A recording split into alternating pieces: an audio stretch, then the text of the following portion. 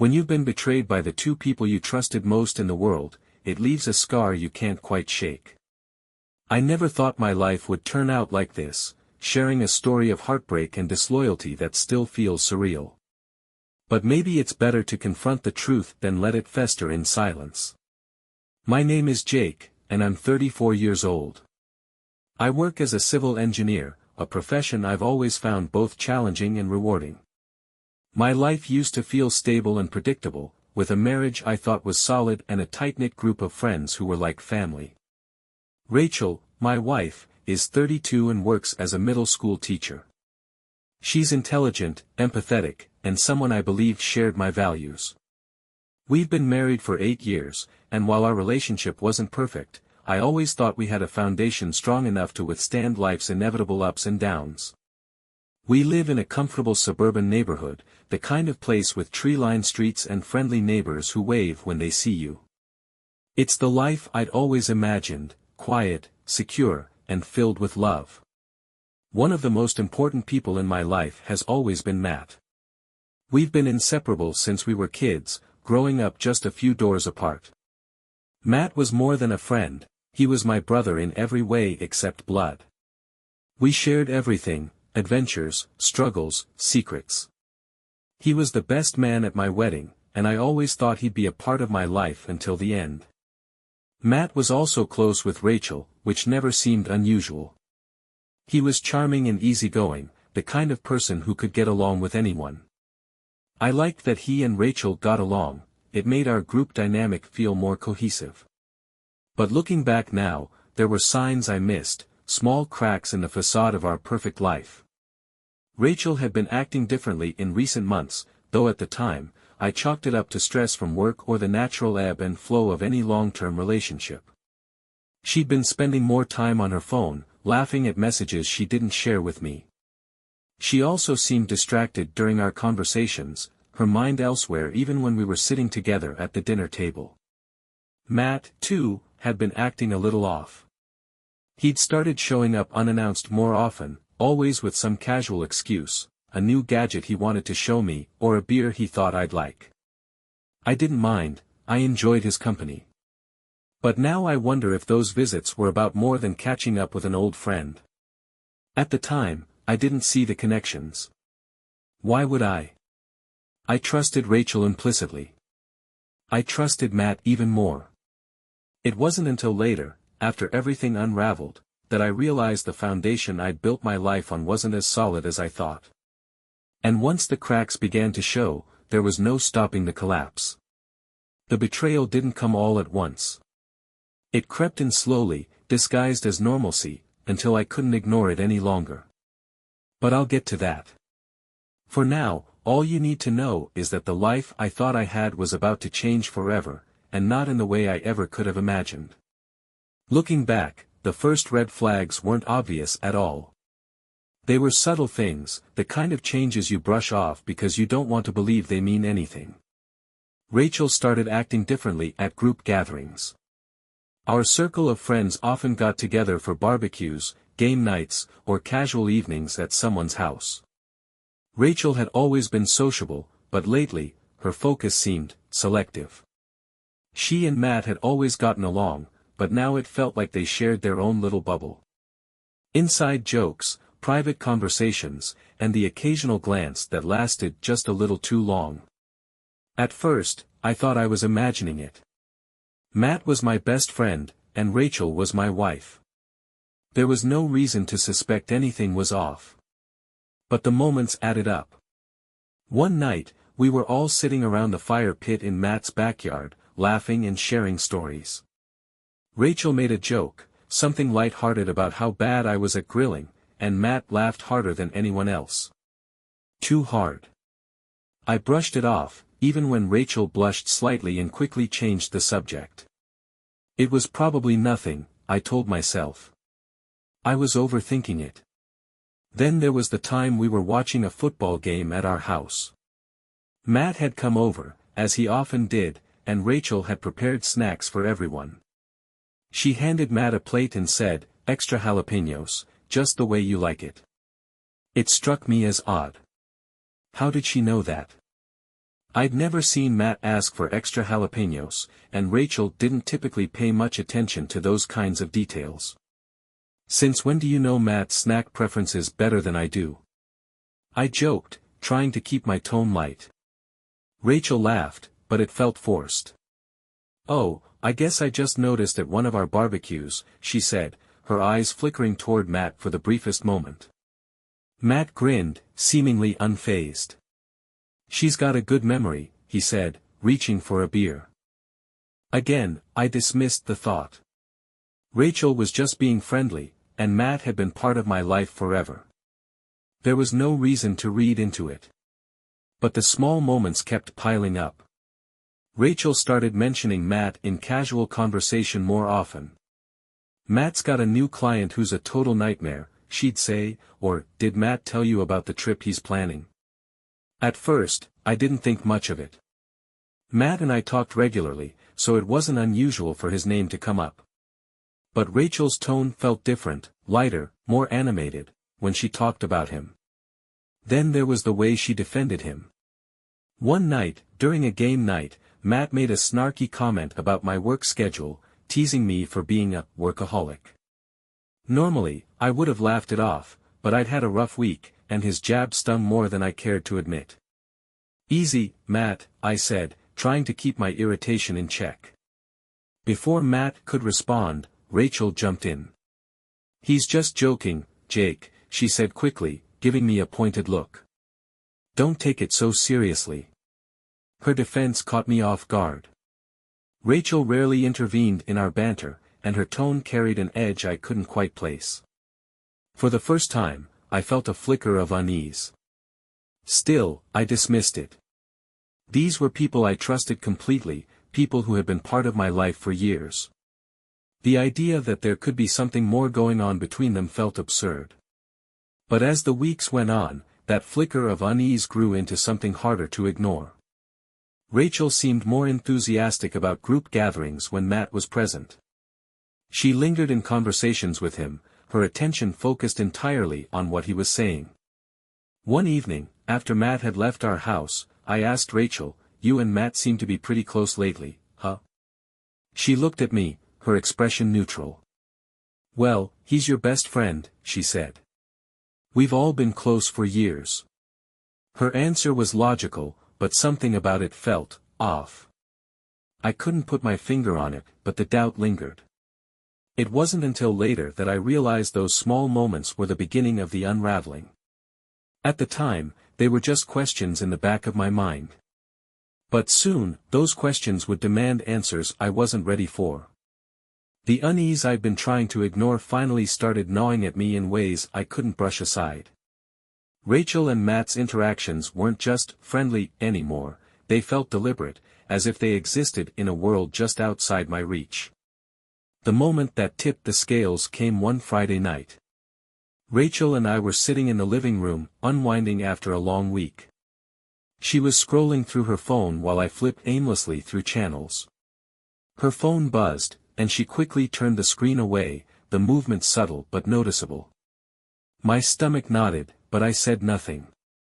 "Who's texting you so late?" I asked casually, trying to keep my tone light. She glanced at me, her expression carefully neutral. "Just a group chat with the girls," she said, placing her phone face down on the coffee table. It was such an innocuous answer, but something about the way she said it felt wrong. Rachel wasn't the type to hide things from me, or at least, she hadn't been before. I let it go, but the doubt stayed with me. The next day, I decided to test my instincts. While Rachel was in the shower, I picked up her phone. My hands trembled as I swiped to unlock it, feeling like a villain in my own home. Her messages were normal at first, texts from coworkers, family, and a few friends. But then I saw a thread with Matt. I hesitated, my heart pounding, before opening it. At first glance, the messages seemed innocent enough. They joked about movies and shared a few memes. But as I scrolled further, the tone shifted. "Last night was fun. Can't wait for the next one. You always know how to make me laugh. Wish we had more time to talk." It wasn't overtly damning, but it was far too intimate for my comfort. These weren't the kind of texts you'd send to your best friend's wife, or receive from your husband's best friend. I closed the messages and put the phone back where I found it, my mind racing. Part of me wanted to confront Rachel immediately, but another part of me, one desperate to cling to denial, told me I needed more proof. That evening, Matt came over for dinner. I watched them closely, looking for any signs of impropriety. Every glance they exchanged, every shared laugh, felt loaded with subtext. At one point, I went to grab a bottle of wine from the kitchen. When I returned, I found them leaning in close, speaking in hushed tones. They pulled back as soon as they saw me, their conversation abruptly ending. "What's so secret?" I asked, forcing a smile. "Just talking about work stuff," Rachel said, too quickly. Matt nodded, but his usual easy demeanor seemed strained. That was the moment my doubt turned to certainty. I decided to dig deeper. Over the next few days, I paid closer attention to Rachel's behavior. She was spending more time out of the house, claiming she had errands to run or meetings with coworkers. One afternoon, I followed her. I told myself it was irrational, that I was overreacting, but I couldn't shake the feeling that I needed to know. She drove to a nearby cafe and went inside. I parked across the street and waited, my heart pounding in my chest. About 15 minutes later, Matt walked in. They sat together at a corner table, their heads close as they talked. Rachel was laughing, her smile brighter than I'd seen in weeks. Matt reached out and touched her hand, and she didn't pull away. I felt like I'd been punched in the stomach. I stayed in the car, unable to confront them, unable to process what I was seeing. When they finally left, walking out separately but with a familiarity that couldn't be ignored, I drove home in silence. That night, as Rachel sat across from me at the dinner table, chatting about her day, I couldn't bring myself to respond. The betrayal I'd witnessed hung between us, a silent, crushing weight. I didn't sleep at all. The trust I'd once had in both my wife and my best friend was gone, replaced by a cold, hollow certainty that nothing would ever be the same. The weight of what I'd seen at the cafe consumed me. I spent days replaying the moment in my head, Matt's hand on Rachel's, her radiant smile, the casual intimacy between them. I felt like an outsider in my own life, watching as the foundation of everything I believed in crumbled beneath me. But denial is a powerful thing. Even with the evidence staring me in the face, part of me clung to the hope that there was some other explanation. Maybe it was innocent. Maybe I was misinterpreting what I'd seen. I needed answers. A few days later, I made an excuse to stay home from work.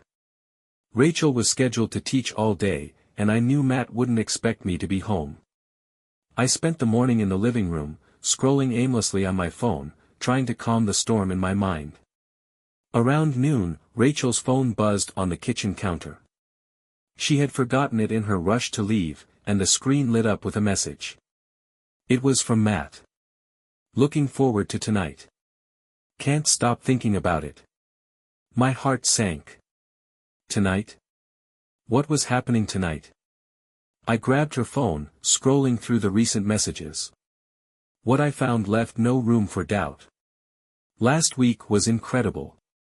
I haven't felt this alive in years. You mean so much to me. I wish we didn't have to hide. We just need to be careful. Jake can't find out. Every word felt like a dagger to the chest. The woman I'd built my life with, the friend I'd trusted more than anyone, had betrayed me in the most personal way imaginable. But the messages didn't just confirm their affair, they mentioned a plan to meet at Matt's place that evening. My first instinct was to confront Rachel immediately, to demand answers and force her to admit what she'd done. But something stopped me. I needed to see it with my own eyes. That evening, I told Rachel I had a late meeting at work and wouldn't be home until late. She didn't even hesitate before agreeing, her expression carefully neutral. I left the house, parked a few blocks away, and waited. Sure enough, around 7 p.m., Rachel left the house. I followed her car at a safe distance, my hands gripping the steering wheel so tightly my knuckles turned white. She drove straight to Matt's place. I parked across the street and watched as she knocked on his door. He opened it immediately, pulling her inside. The door shut behind them, and I was left sitting there, the reality of their betrayal crashing down around me. I don't know how long I sat there, staring at the house. My mind raced with anger, heartbreak, and the overwhelming sense of betrayal. These were the two people I trusted most in the world, and they'd conspired to deceive me. Eventually, I couldn't take it anymore. I got out of the car, marched up to the door, and knocked. It was Matt who answered, his face going pale the moment he saw me. "Jake," he stammered, his voice shaky. "Where's Rachel?" I demanded, my voice cold and steady. "Jake, Before he could finish, Rachel appeared in the hallway, her face frozen in shock. "What the hell is going on?" I asked, my voice rising. "Don't lie to me. I've seen the messages. I know everything." Rachel's face crumpled, and she covered her mouth with her hand. "Jake, I'm so sorry," she whispered, tears streaming down her face. Matt tried to step forward, but I held up a hand to stop him. "Don't," I said, my voice sharp. "You don't get to explain. You don't get to say anything." The pain and anger I'd been holding back erupted. "You were supposed to be my best friend," I said, my voice trembling. "And you," I turned to Rachel, my heart breaking all over again. "You were supposed to be my wife. How could you do this to me? To us?" Rachel sobbed, trying to reach for me, but I stepped back. "Don't touch me," I said. "Don't you dare." I turned and walked out of the house, my chest heaving as I struggled to hold back tears. I didn't look back. That night, I slept in a cheap motel, the weight of their betrayal pressing down on me like a stone. My life as I knew it was over, and I had no idea how to move forward. The morning after I confronted Rachel and Matt, I woke up in the motel with a pounding headache and an empty, hollow feeling in my chest. The events of the previous night came rushing back, hitting me like a freight train. My wife, my best friend, two people I loved and trusted completely, had betrayed me in the worst way imaginable. I sat on the edge of the bed, staring at the stained carpet as anger and despair warred within me. A part of me wanted to storm back to Matt's house, demand more answers, and force them to face the full weight of what they'd done. Another part of me just wanted to disappear, to escape the reality that had shattered my life. Instead, I decided to go home. When I pulled into the driveway, Rachel's car was already there. I took a deep breath, steeling myself for whatever confrontation awaited inside. Rachel was sitting at the kitchen table, her face pale and blotchy from crying. She looked up when I entered, her eyes filled with a mix of guilt and desperation. "Jake," she started, her voice trembling. "Please, just let me explain." "Explain what?" I snapped, slamming my keys onto the counter. "Explain how you've been lying to me. How you've been sneaking around with my best friend." Her shoulders sagged, and fresh tears spilled down her cheeks. "It wasn't supposed to happen," she said, her voice breaking. "I never meant to hurt you." "Then why?" I demanded, my voice rising. "Why would you do this, Rachel? Why would you throw everything away, for him?" She wiped her eyes, struggling to compose herself. "I don't know," she admitted, her voice barely above a whisper. I felt lost. Like we were drifting apart. And Matt. He was there.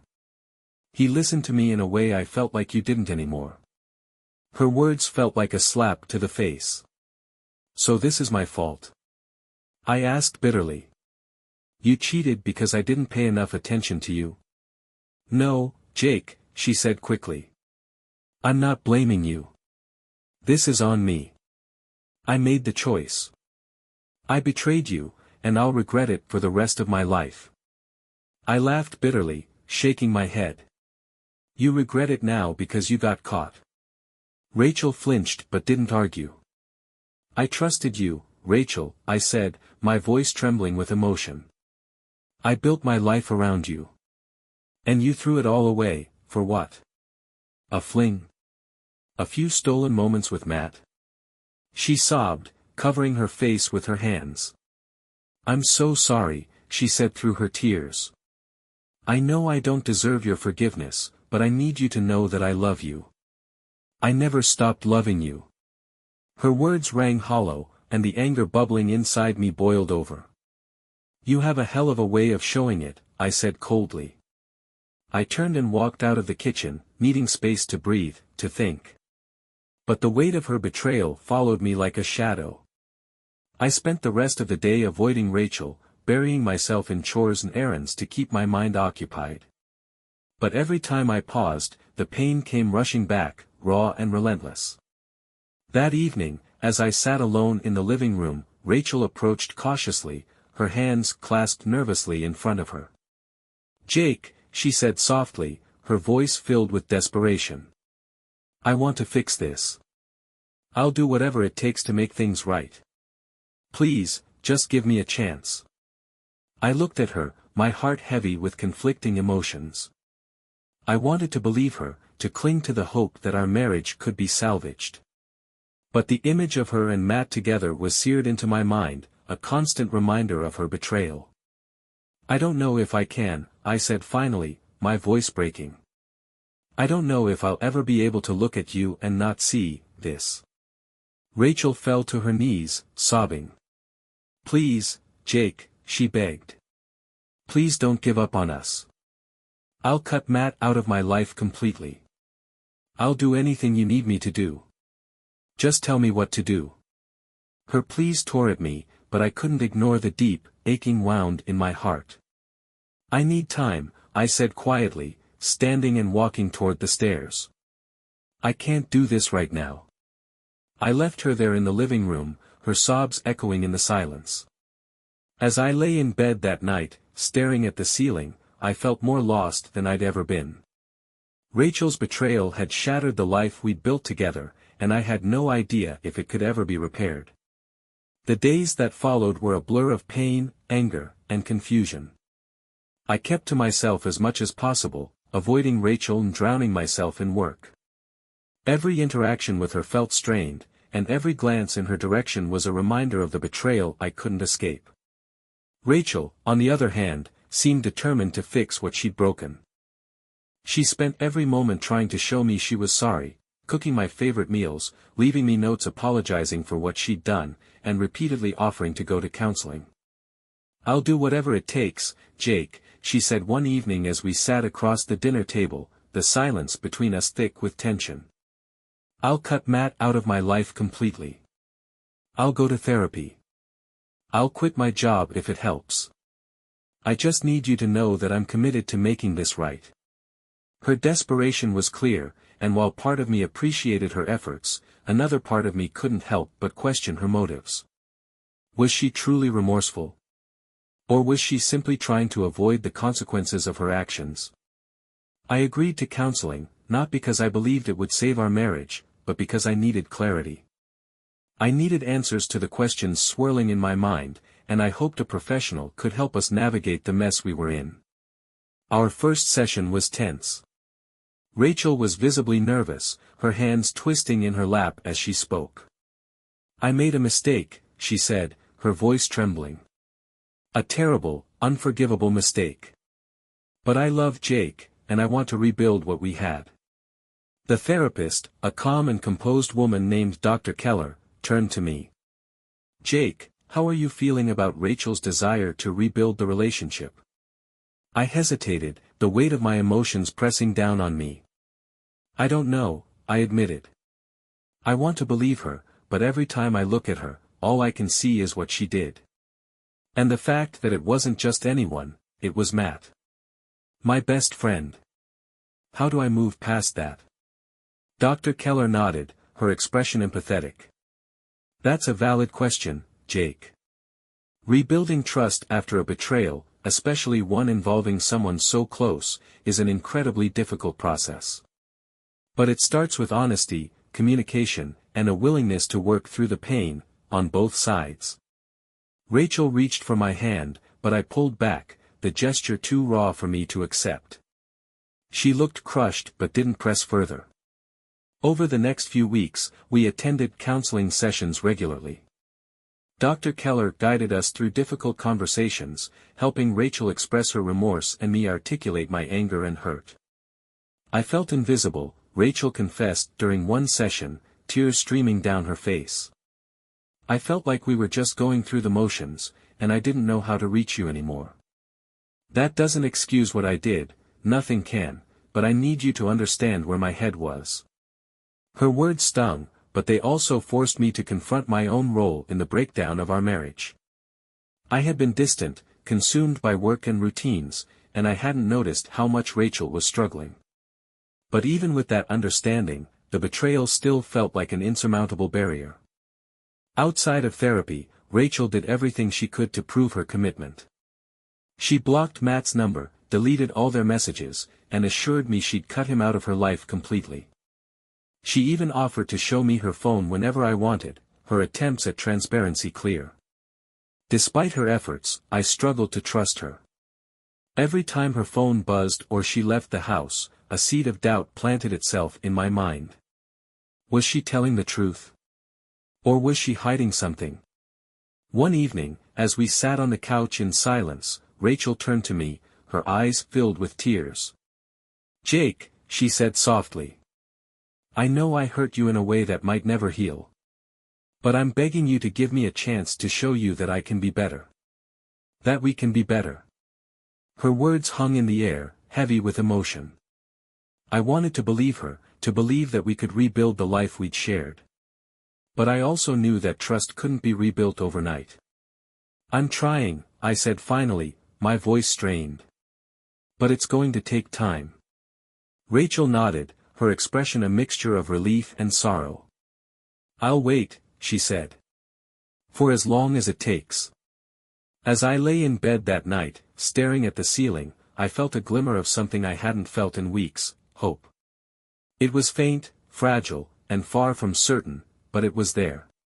Whether that hope would be enough to save us, I didn't know. But for the first time, I was willing to try. Trying to rebuild a marriage after betrayal felt like navigating through a minefield. Every step forward was hesitant, every moment tinged with the fear that it could all fall apart again. But Rachel and I were trying, both of us. Rachel's determination to prove herself was relentless. She cleared her schedule to spend more time with me, making an effort to show that I was her priority. She began planning small activities for us, like cooking dinner together or going for walks in the neighborhood, things we hadn't done in years. One Saturday, she suggested we redecorate our living room. "A fresh start," she said, her voice filled with cautious optimism. I wasn't particularly interested in picking out new throw pillows or rearranging furniture, but I went along with it. It was a small way to bridge the chasm between us, and I could see how much it meant to her. As we worked side by side, there were moments when things felt almost normal, like the way we used to be. We joked about her over-the-top color schemes and laughed when I accidentally spilled paint on my jeans. For a few hours, the tension between us seemed to lift. But the doubts still lingered. No matter how hard I tried, I couldn't stop the intrusive thoughts. Every time Rachel smiled at me, I wondered if she'd smiled at Matt the same way. Every time she reached for my hand, I wondered if she'd done the same with him. Rachel could sense my hesitations, and though she didn't push, I knew it was weighing on her. One night, as we sat on the porch after dinner, she broke the silence. "Jake," she said softly, her gaze fixed on the horizon. "What can I do to help you trust me again?" I stared at her, unsure how to answer. "I don't know," I admitted. "I want to believe you, Rachel. I really do. But every time I try, I just keep seeing you with him." Her face crumpled, and she looked down at her hands. "I wish I could take it all back," she whispered. I'd give anything to undo what I did. But all I can do now is keep trying, even if it's not enough. Her vulnerability caught me off guard. For the first time in weeks, I saw the depth of her regret, and it stirred something in me, something I wasn't ready to name. We continued counseling, where Dr. Keller guided us through exercises to rebuild trust and intimacy. She encouraged us to share our fears openly, without judgment, and to find ways to reconnect emotionally. One session in particular stood out. Dr. Keller asked us to write letters to each other, expressing our thoughts and feelings without interruption. Rachel's letter was raw and heartfelt, filled with apologies and promises for the future. "I betrayed you in a way I'll never forgive myself for," she wrote.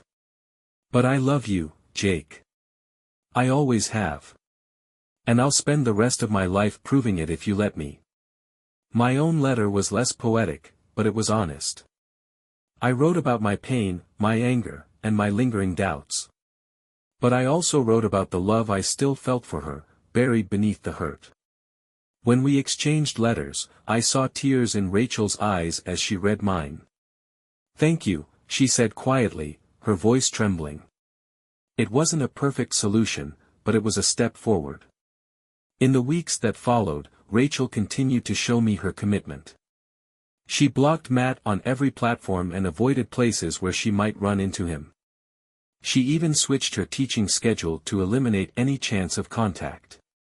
I could see how much she was trying, and slowly, very slowly, I began to let my guard down.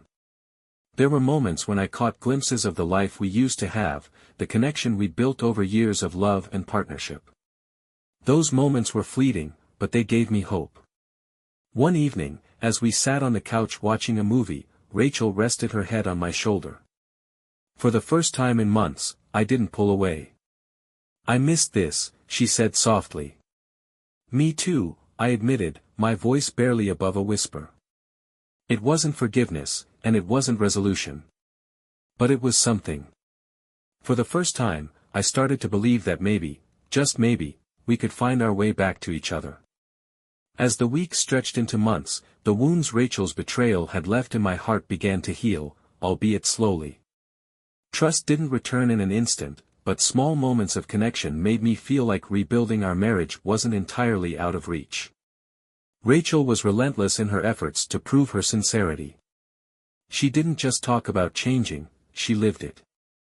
She began attending individual therapy sessions to work through her own issues, diving into the reasons that had led her to betray me. "I needed to understand why I let myself make such a terrible decision," she told me after one of her sessions. "It wasn't just about us, it was about me, too. I need to fix myself if I'm ever going to fix us." Her honesty caught me off guard. I'd always known Rachel to be self-reflective, but seeing her actively confront her flaws made me feel, for the first time, that she was serious about rebuilding what we'd lost. Counseling sessions with Dr. Keller also took a different turn. Instead of focusing solely on the affair, we began exploring the cracks in our marriage that had existed long before Matt came into the picture. "I felt invisible," Rachel admitted one afternoon. "Like I didn't matter anymore. I should have talked to you about it, Jake.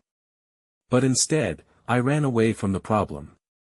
Her words stung, but they also forced me to confront my own shortcomings. I hadn't been as present as I should have been. I'd let work, stress, and routine take precedence over our relationship. "I guess I stopped trying," I admitted. "I thought we were fine, and I got comfortable. Maybe too comfortable." Dr. Keller nodded, her expression calm but firm. "This is the reality of long-term relationships. They require effort, on both sides. The key is learning from the mistakes you've made and deciding whether you're willing to rebuild together." Rebuilding wasn't easy. I still had my doubts, moments where the memories of Rachel and Matt consumed me. But Rachel faced those moments head-on. She didn't shy away from my anger or sadness. Instead, she listened, apologized, and reminded me that she was there for the long haul. One evening, she suggested we revisit one of the places we used to go when we first started dating, a small, hole-in-the-wall diner with the best pancakes in town. As we sat in the corner booth, sipping coffee and sharing a plate of fries, I felt a strange sense of nostalgia. For a moment it was as if we were those two young, carefree people again, untouched by the weight of life's betrayals. "I want to get back to this," Rachel said softly, her eyes filled with hope. "The way we used to be. Do you think that's possible?" I thought about it for a long moment. "Maybe not exactly the way we used to be," I said. "But maybe we can build something new. Something better." Her smile was small but genuine. "I'd like that," she said. The conversation felt like a turning point. It didn't erase the pain or the doubts, but it gave me something I hadn't felt in months: hope. Back at home, we started creating new routines to reconnect. We spent more evenings together, cooking dinner or watching our favorite shows. Rachel introduced me to some of the hobbies she'd picked up in therapy, like journaling and meditation, and I shared a few of my own interests with her. One Saturday, we spent the entire afternoon hiking a nearby trail. It wasn't something we'd done often before, but the shared experience felt refreshing, a reminder that we could still create new memories together. As the days passed, those small moments began to add up. The laughter we shared, the conversations that stretched into the night, the quiet comfort of sitting together without saying a word, all of it felt like a step toward rebuilding what we'd lost. It wasn't perfect, and I knew it never would be. But for the first time, I felt like we were moving in the right direction. The cracks in our marriage were still there, but they no longer felt insurmountable. Slowly but surely, Rachel and I were finding our way back to each other. As the months went by, Rachel and I began to find a rhythm in our efforts to rebuild our relationship. It wasn't easy, and it wasn't always smooth, but the progress was undeniable. Rachel continued to show her commitment in ways that went beyond words. She scheduled date nights and planned activities that allowed us to reconnect. Some were simple, a picnic in the park, a movie marathon at home, but they felt significant. They reminded me of the partnership we'd once had and the potential for something new. One of the most meaningful changes was Rachel's transparency. She left her phone unlocked and encouraged me to look at it any time I wanted. "I have nothing to hide," she told me one evening. "I want you to feel safe." At first, I couldn't bring myself to take her up on the offer. It felt invasive, even though she'd given her consent. But over time, the gesture itself began to rebuild the trust that had been so thoroughly shattered. Our counseling sessions with Dr. Keller shifted focus again. Instead of dwelling on the affair, we began exploring what made us happy as individuals and as a couple. "I want you both to think about the future," Dr. Keller said during one session. "What do you want your relationship to look like a year from now? 5 years? 10 years? It was a daunting question, but it forced us to confront what we truly wanted. "I want us to feel like a team again," Rachel said, her voice steady. "I want to build something stronger than what we had before." I hesitated, unsure if I could articulate my own desires. But eventually, I said, "I want to trust again. I want to feel like I can depend on you, no matter what." Rachel nodded, her eyes shining with determination. "You can, Jake. I'll spend the rest of my life proving that to you." Outside of counseling, Rachel and I found new ways to reconnect. She joined me on some of my hobbies, like tinkering with DIY projects in the garage. I, in turn, became more involved in her creative pursuits, even helping her with a photography project she'd been working on. One weekend, we decided to tackle a home improvement project together, repainting the bedroom. It was messy and chaotic, but we laughed through the entire process. By the time we finished, the walls were a soft blue, and I felt a sense of accomplishment we hadn't shared in years. There were still moments of doubt, of course. Trust isn't something that can be rebuilt overnight, and there were days when the memories of Rachel's betrayal threatened to pull me under. But Rachel never wavered. She faced my doubts with patience and understanding, always reminding me that she was committed to earning back my trust.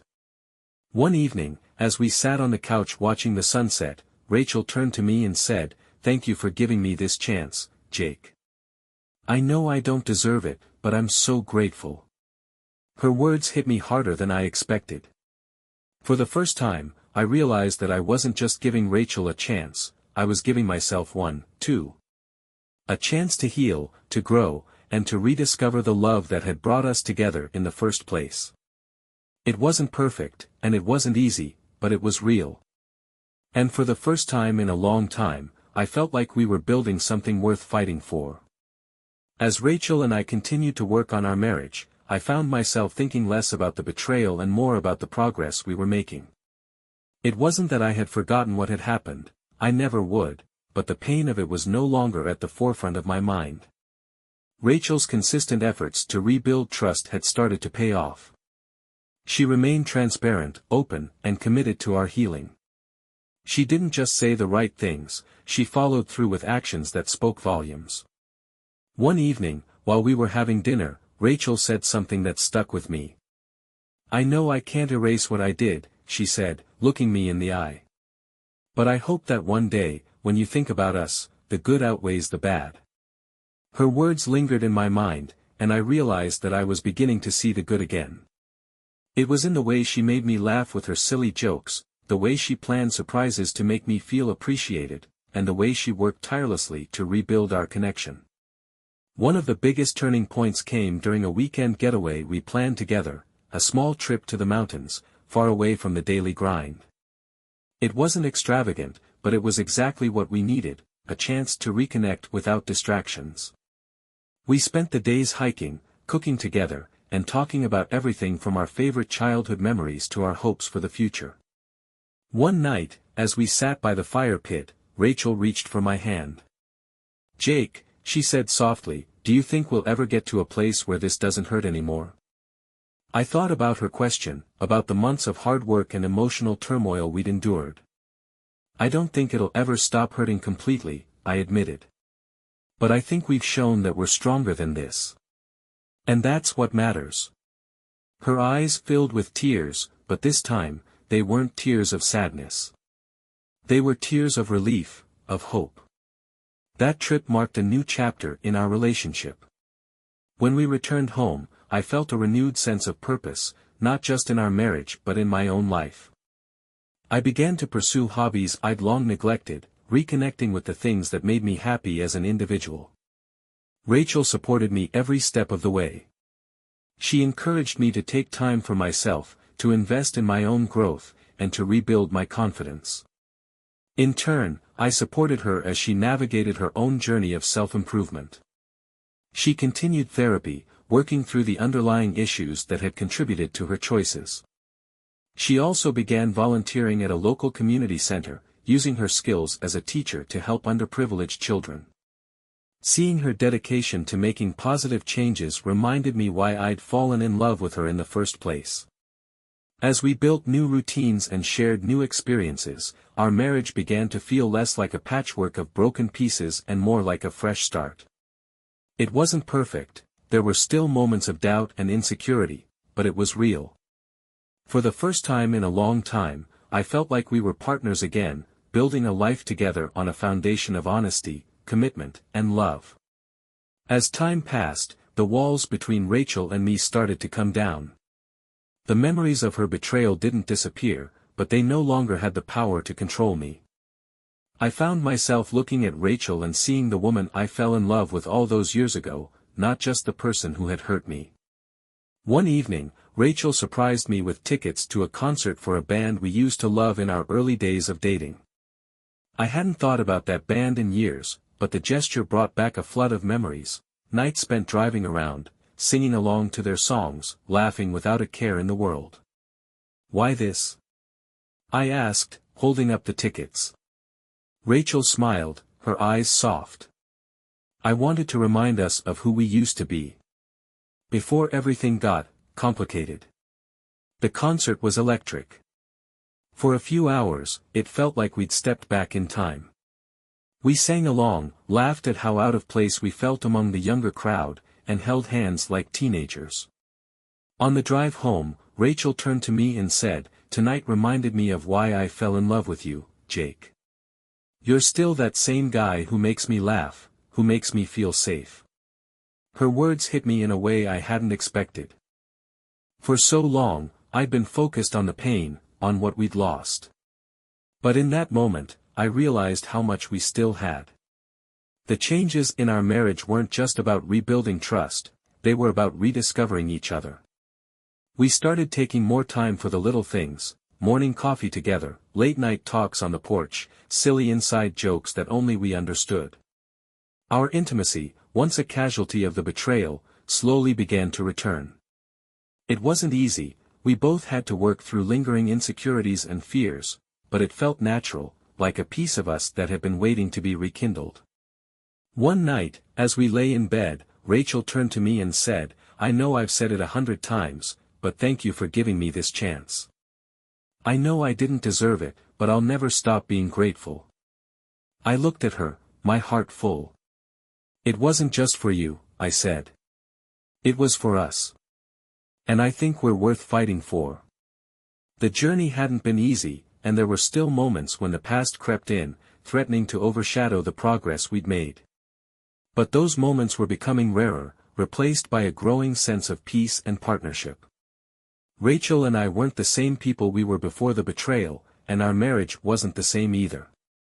But in many ways, it felt stronger, more honest, more intentional, and more resilient. We had faced the worst together, and we had come out on the other side. Not unscathed, but united. For the first time in a long time, I could say with confidence that I was happy.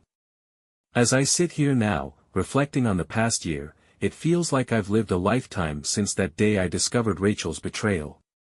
What started as the most devastating experience of my life has somehow turned into a story of redemption, growth, and, most surprisingly, love. There's no denying the pain I went through, or the pain Rachel went through as she worked to rebuild what she had broken. It wasn't easy for either of us. There were moments when I didn't think I could move forward, times when I questioned if forgiveness was even possible. But now, looking back, I see how far we've come. Rachel's actions after the betrayal spoke louder than any words ever could. She didn't just apologize, she took responsibility. She put in the work to prove her commitment, not just to me, but to herself. She grew in ways I never expected, and that growth reminded me of why I fell in love with her in the first place. But it wasn't just Rachel who changed, I changed too. I realized that I'd allowed myself to get complacent, to stop noticing the small but important things that make a marriage thrive.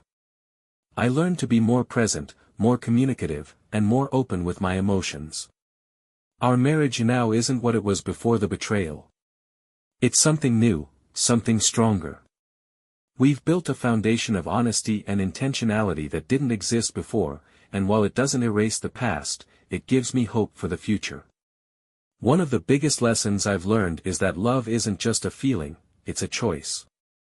It's choosing to stay when things get hard, choosing to forgive when trust is broken, and choosing to believe in the possibility of a better tomorrow. Rachel and I have made that choice every day since the affair came to light. We've chosen to rebuild, to heal, and to move forward together. And in doing so, we've created a relationship that feels more real and more resilient than ever before. As I write this, Rachel is sitting across the room, working on one of her photography projects.